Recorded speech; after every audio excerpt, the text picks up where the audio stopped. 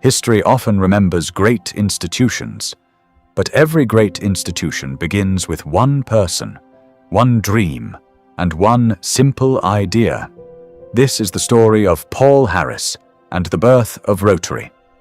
Paul Percy Harris was born in Racine, Wisconsin, in 1868. While still a young boy, he was sent to live with his grandparents in the peaceful village of Wallingford, Vermont. There, surrounded by nature, hard work, and simple values, his character quietly began to take shape. His grandparents taught him lessons that no classroom could ever provide: honesty, kindness, and respect for every person. As he grew older, Paul became a restless traveler. He worked in many occupations: teacher, reporter, cowboy, salesman, and finally, lawyer. Each journey introduced him to new people and different ways of life. Without realizing it, he was learning the greatest lesson of all: that friendship could exist beyond differences. During a hiking trip with Chicago's Prairie Club, Jean Thompson noticed a tear in Paul's jacket and quietly offered to mend it. It is often said that, as she stitched the torn fabric, two hearts were gently stitched together for a lifetime. Jean would become Paul's constant companion, sharing not only his life, but also his vision. When Paul first visited Jean's family, her father asked a simple question. "So, young man, what do you do?" "I am a lawyer," Paul replied.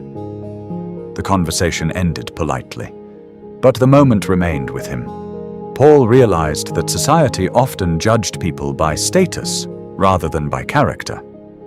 Years later, Rotary would embrace a very different philosophy: that every useful occupation deserves dignity, and every honest profession deserves respect. By the late 19th century, Chicago was one of America's fastest-growing cities. Its streets were crowded, its businesses flourished. Yet behind the energy, Paul felt an unexpected loneliness. He knew many people, but had very few true friends. One evening, after walking through the neighborhood with his friend Bob Frank, an idea quietly took root. Why not bring together people from different professions, simply to enjoy friendship and fellowship? On the evening of the 23rd of February, 1905, Paul Harris climbed the stairs to the office of engineer Gustavus Löhr. Three friends joined him: Sylvester Sheila, Hiram Shorey, and Gustavus Löhr. Four ordinary professionals, one extraordinary conversation. That evening, Rotary was born. The meetings grew. More members joined. The gatherings rotated from one office to another.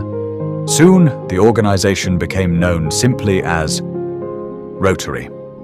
But Paul believed friendship should lead to something greater. When members recognized the need for a public comfort station in downtown Chicago, they chose not merely to discuss the problem, they solved it. It became Rotary's very first community service project.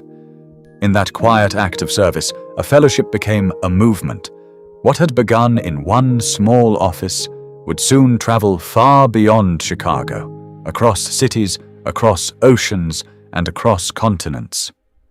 One idea was about to change the world.